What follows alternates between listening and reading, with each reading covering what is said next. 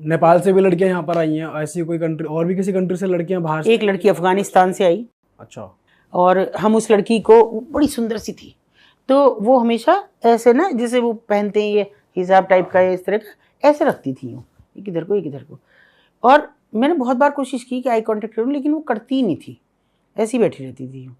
तो मैंने उसकी मालकिन से कहा, मैंने कहा ये तो कस्टमर से भी ऐसी बात करती होगी। बोली बोलती नहीं है। मैं क्यों? वैसे ही नहीं बोलती, बस ऐसी है, कम बोलती है थोड़ा। मैंने कहा अच्छा। मैंने कई बार पूछा, बेटा नाम क्या है तुम्हारा? नहीं। मैंने कहा अच्छा यहाँ आके बैठो, नहीं आई। बहुत सब हो गया।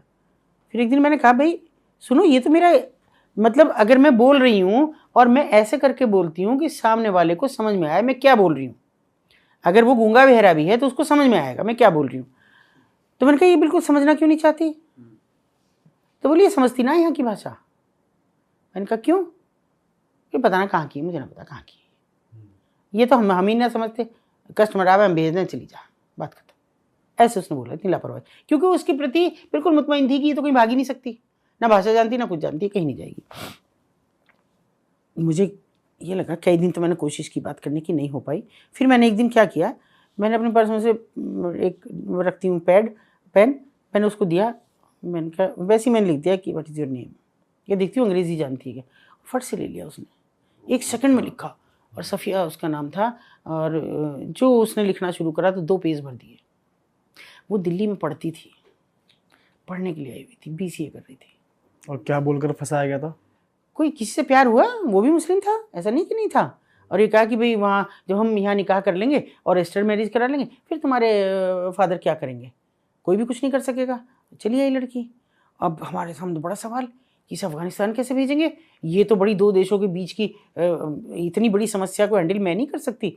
फिर भी मैंने उससे पूछा, बेटा पूछा उसमें कि वीज़ा का क्या स्थिति है? उसने लिखा एजुकेशनल वीज़ा। तो मैंने कहा कब से कब तक? उसने जो समय लिखा उसमें अभी 1.5 साल बकाया था। ओके। एंड उसके पास उसका पासपोर्ट था? हाँ, उसके पास नहीं था, इन्होंने जब्त कर रखा था।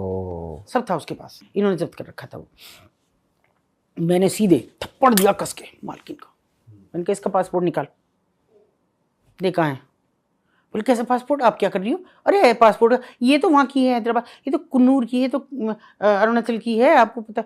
अरे मैंने कहा ये कहीं भी है, तो पासपोर्ट निकाल इसका, नहीं देगी तो मैं पुलिस बुला रही हूँ पहले, और जो तेरा हाल करूँगी फिर तुझे पता नहीं अंदाजा, और मीडिया बुला रही हूँ मैं।